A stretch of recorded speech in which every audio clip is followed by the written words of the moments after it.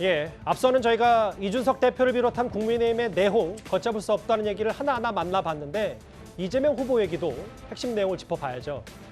이 후보가 검토 중이라는 탈모약 건강보험 공약이 처음에는 온라인상을 중심으로 긍정적인 반응이 주였다가 이제는 정치권에서 뜨거운 감자로 바뀌었습니다. 그 공방부터 들어보겠습니다. 경악할 일이 아닐 수 없습니다. 이번 공약이 국민건강보험의 지속 가능성을 훼손하는 무책임한 포퓰리즘이라는 생각이 들었기 때문인데요. 미용 성형에 해당되는, 그러니까 생명과 건강과 무관한 이 비급여를 이제 급여로 끌어들이게 되면 건강보험은 재정적으로 지속 가능성이 아예 없어져 버리게 되는 거죠. 뭐 특정인의 발언에 대해서 제가 논평하고 싶지가 않습니다. 다만 이제 이 문제에 대해서는 저희가 이거를 의료보험을 지원하는 게 맞는지 어느 정도 경계선 내에서 지원할지 문제는 저희가 심도 있는 고민을 하고 있다는 말씀을 드리고요. 일단 재원 규모도 그 전체 의료보험 지출액에 비하면 무슨 타격을 줄 정도로 대규모가 아니기 때문에 지나친 정치 공세라는 생각이 듭니다. 이 탈모 공약 검토가 공방으로 정치권에서 좀 바뀌었어요. 김경진 의원님. 뭐 안철수 후보 얘기는 잠시 뒤에 만나보기로 하고 야권 혹은 일부 의학계에서는 탈모보다 더 급한 질병에 건강보험을 해줘야 된다. 이렇게 좀 약간의 민주당으로서는 역풍이 좀 불고 있다. 이런 얘기가 좀 있거든요. 그러니까 이게 예산이나 건강보험도 마찬가지인데 건강보험 기금으로 운영을 하고 있지 않습니까?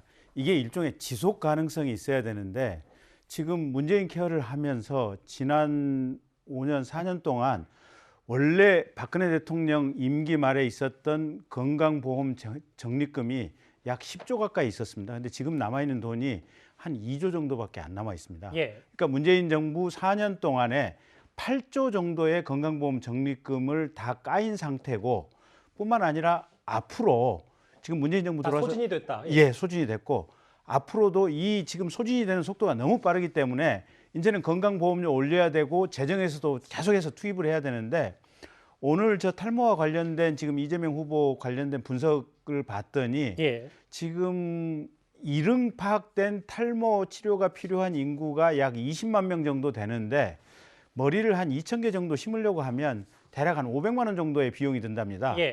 그러면 500만 원 곱하기 20만 명이면 연간 1조 원의 지금 건강보험 예산이 필요합니다. 그러면 그렇지 않아도 지금 이게 건강보험 케어 대상이 이 보장 대상이 늘어나면서 건강보험 재정이 급속도로 지금 고갈되고 악화되고 있는 상황인데 어디까지 이게 감당이 가능할 것인지 시간이 언제까지 가능할 것인지 그 문제가 하나 있고 탈모보다도 더 신체의 건강 또 생명이나 건강이 위험한 이런 요소는 정작 이렇게 건강보험의 보장 대상이 안 되는 경우가 많은데 탈모는 일정 부분 이렇게 많은 국민이 걸쳐 있긴 하지만 미용이라고 볼 수 있는 측면도 있는데 그 부분을 과연 이렇게 집어넣는 것이 적정한지 그래서 오죽했으면 민주당의 핵심 당원인 지금 이상희 제주대 교수 같은 분이 저러다가 건강보험 재정 그대로 파탄난다 바로 그 얘기가 나오는 거 아니겠습니까? 근데 김현기 변호사님, 이 탈모 공방에 안철수 후보가 그 빈틈을 좀 파고드는 것 같아요. 의사 출신이잖아요. 그런데 이게 단순히 그 건강보험에 탈모 부분을 넣을 게 아니라 탈모 복제약 약값 인하와 신약 연구개발 지원으로 이 근본적인 고민을 해결해 나서겠다. 이렇게 좀 파고들었습니다. 어떻게 좀 평가하십니까? 정말 그 근본적으로 제대로 그 반박을 하고 그 준비가 되었다고 생각합니다. 그러니까 기본적으로 탈모인에 대해서 그 지원을 할 것이냐 말 것이냐 이 문제로 가버리면은 결국은 이재명 후보하고 근본적으로 대립을 하게 되는데 이재명 후보가 노리는 그 유권자층을 공략하면서도 현재의 문제점 일단은 탈모 카피약 약값을 인하해서 현재에도 충분히 그 지원을 하고 향후에도 오히려 신약 연구 개발을 지원해 가지고서 향후에도 더욱더 그 탈모인에 대해서 더 보장을 하고 그러면서 동시에 건강보험의 누적 적립금에 대해서는 고갈을 안 만들겠다고 대안까지 제시를 하니까 거의 완벽한 그 반박이라고 생각을 합니다. 1위 내지는 2위 자리에 올라가면 집중 공격이 시작될 겁니다. 그러면 어느 순간에 또 MB 아바타 갑절수 얘기 나오는 거 아니야? 이제는 좀 달라졌나? 이런 걸 보겠죠. 근데 그 점에 대해서는 안철수 후보가 지금 굉장히 자신 있어 하는 것 같습니다. 이대원 의원님 시청자 이해를 돕기 위해서 반말하신 거죠? 아, 직함을 붙이면은 누군지가 헷갈릴 때가 아니요. 많더라고요. 안 후보 뭐 이런 거보다는 안철수, 이재명 그리고 뭐 윤석열 이름을 얘기해 주는 게 시청자분들이 이해하기가 훨씬 쉽다고 제 말은 생각합니다. 직함이 아니라 뭐뭐 했잖아 이거 말씀드린 겁니다. 예. 근데 장 변호사님, 근데 지금 어쨌든 온라인상에서 이재명 후보가 탈모 공약을 검토한 것이 반응이 꽤 뜨거웠는데 때 아닌 원조 논쟁도 좀 있어서요. 하태경 의원이 애초에는 조금 이 얘기를 먼저 불을 붙였었는데 저게 나오죠. 정치권에서는 내가 원조다. 이재명에게 도둑 맞은 기분이다. 결국 국회 예산정책서 등 그러니까 당국으로부터 혹은 국회로부터 이게 사실상 어렵다는 걸 받았는데도 이재명 후보가 다시 한번 그걸 검토하겠다고 했다. 전형적인 포퓰리즘 아니냐, 포퓰리즘 아니냐 이런 얘기 좀 하고 있습니다. 하태경 의원님 입장에서는 그런 비판하실 수는 있을 것 같아요.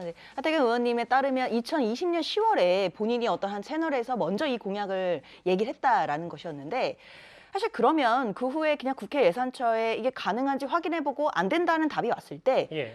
거기서 마무리할 것이 아니라 어떤 부분에서 어떻게 안 되는지 그러면 가능한 부분은 뭐가 있을지를 고민해 보셨으면 어땠을까라는 아쉬움이 남습니다. 그리고 이재명 후보는 이제 이 탈모와 관련된 우리 천만 탈모인들의 고충을 해결할 만한 아젠다를 지금 협상 테이블 우리 이제 뭔가 논의의 상에 올렸으니까 이제부터 뭐 안철수 후보도 의견을 얘기하고 있고 야당에서도 의견을 얼마든지 얘기해서 서로 간의 건강한 논쟁을 통해 이 문제를 풀어갈 수 있는 거기 때문에 예. 하태경 의원님이 그냥 단순히 도둑 맞았다 하시기에는 조금 노력이 부족했던 게 아닌가라는 생각이 듭니다. 알겠습니다.